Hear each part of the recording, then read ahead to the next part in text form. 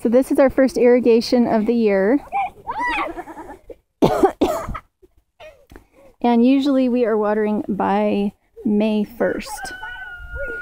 And this year, because we had so much rain, we didn't really need it. I mean, you see how green everything is. This was a dead spot 2 years ago because we used this dirt as the berm dirt around our drain field. You guys already know that we flooded our drain field twice. 2 summers ago, within weeks of each other, because we couldn't figure out where the drain field was, and we have to flood irrigate, and we ended up flooding right into our drain field. So we figured it out. We put a berm up around it, and it's where the greenhouse is now. And we decided this year that we would ask our neighbor if we could just flood after he does. He has 40 acres that he floods, and so he does a water call, which means he tells them he wants the water. They put more water in the canal than there normally would be to give him enough pressure to water quickly. And so with that stream of water, then he leaves the planks in the canal to hold the water back so that it backs up into the ditch. And then I have to go out and set canvas dams in his ditches so that it'll redirect into our ditch, because our ditch is higher than his. So without the canvas dams, we don't get any water.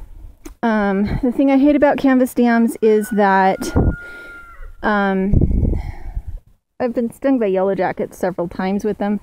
If they sit for too long, because they're warm and they're dark, yellow jackets like to build their nest in there, and that's how I've been stung quite a few times.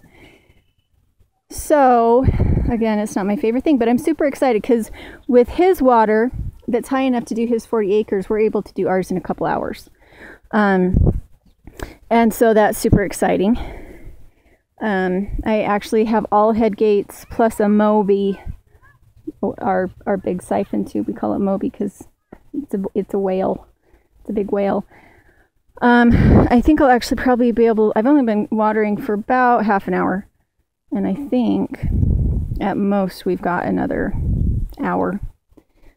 But because our soil does not absorb water quickly, I will probably leave it on for 2, just to give it a chance to soak everything in that it needs to.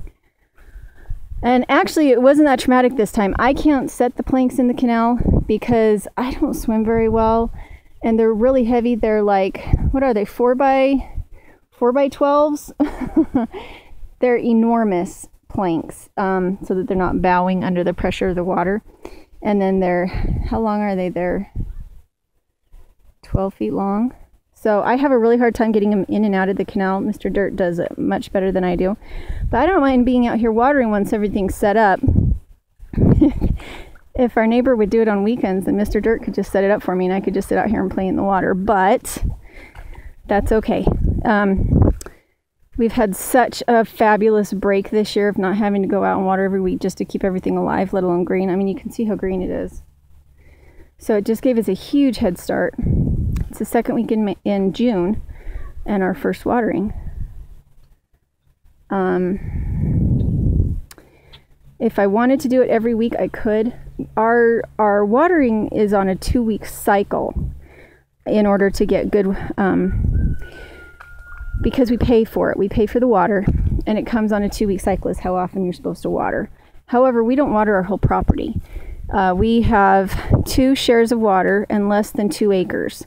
And so we can water once a week and not break any rules because we're still using the same amount of water as if we were watering our whole property. However, I don't really want to do that. It does take time out of your day.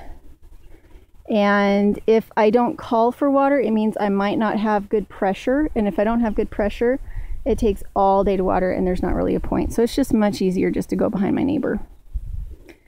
So we have to take Paige to Achievement Days today. They are doing a princess party. How to be a daughter of God, because God is the king. And so if you're his daughter, you're a princess. I think that's kind of the theme they're going on. So they're supposed to be teaching them how to be a daughter of God today. And then next week they're going to do a princess party. And she's pretty excited. So there's my watering. And this is my watering getup. Mr. Dirt likes it when I wear spandex. So I told him, okay, but I'm going to wear a dress over it. And if that isn't a bright pink, I don't know what is. We like to shop at the thrift store, and sometimes only the tacky colors are what you can find. So, and then I have my hat, my good sun hat, my long sleeves, my shoes. I could wear watering shoes, but then you get really hot, and mine give me blisters. I had my grandma's. I loved those. They were so good and so comfortable. I loved them, and I just wore them out. So my new ones are a lot prettier. They just don't work as well. So the water's already to here. Our problem is that all goes back. I've already talked to you guys about this, but our water all pools back in there. That's our low spot. And so it's why those trees up to there, in there, don't look as good as those trees there. It's because they get too much water waiting for that water to push up to here.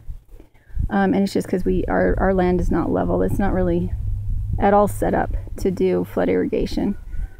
And yet originally, that's what it was doing. It was being flooded. So we just haven't. My dad, when we first moved here, offered to have it leveled for us. He really wanted to do it because he felt like it would waste our time and waste our life to wait until we could afford to do it. And by then we'd have trees and everything in it. And me, out of my pride, I told him no. I said, no, Dad, we got to do this ourselves. Thank you for wanting to help us. I'm not going to let you spend your money on our property. And now I really wish that I had, because it's been a lot of blood, sweat, and tears on our part to learn that sometimes you just take a gift and accept it graciously and say thank you. I wish that I had just done that. I wish I had just said thank you, Dad. I really appreciate it. Thanks for the offer. You're really trying to save me here. So we've just kind of had to learn some things the hard way. That's okay. We have the watering system now that waters the trees, and so once this has been watered with the flood water, I'm actually going to shut it off so that it stops pooling here, because again, it just gives them too much water. It actually started to kill the trees. Because they just can't handle having water on their roots for 6 hours. It's just too much water, and it washes all the nutrition out of the soil. Even if I put manure and other things on it, if there's water sitting on it that long, none of that manure stays in the ground for the roots to use. So, and I wanted to show you something else fun. So I have manure. The first manure was on those trees up there, and then it was to here, and then it stopped right here. So these trees over don't have any goat bedding, goat manure. These ones don't. These ones do. Huge difference, huh? All that straw, all that manure that I put around the bottom. Because we don't generally get a lot of rain, it's not a big deal just to put straight manure around the bottom, because until it gets wet, none of it gets into the soil. So it's kind of more like a slow release. And because I put a lot of carbon around the bottom too to kind of protect the roots and absorb some of that nitrogen, it seems to work pretty good. So everything looks good. Poor chamomile.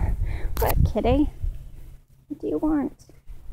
These are our good cats. Some people have asked, how is it that you can let your cats be around when you've got chicks and ducklings, and why don't the moms freak out? Well, the reason they don't freak out is because we trained them from the beginning that the chicks and the ducklings belong to us.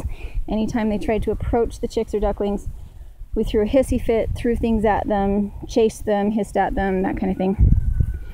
And now none of our babies ever bother our chicks either, because the mom then teaches them. Hey Mama, I'm sorry you got too hot. She should be a lot cooler here in a second when the water gets to her and she can stand in it. We've got to go in just a few minutes. So anyway, there we go. Mr. Dirt doesn't know yet that I was able to do this today, so he'll have a huge surprise. It'll just take a load off of him that he didn't need to be home to help me get it all set up. Yeah, I'd say we've got another hour, and that'll probably be good enough.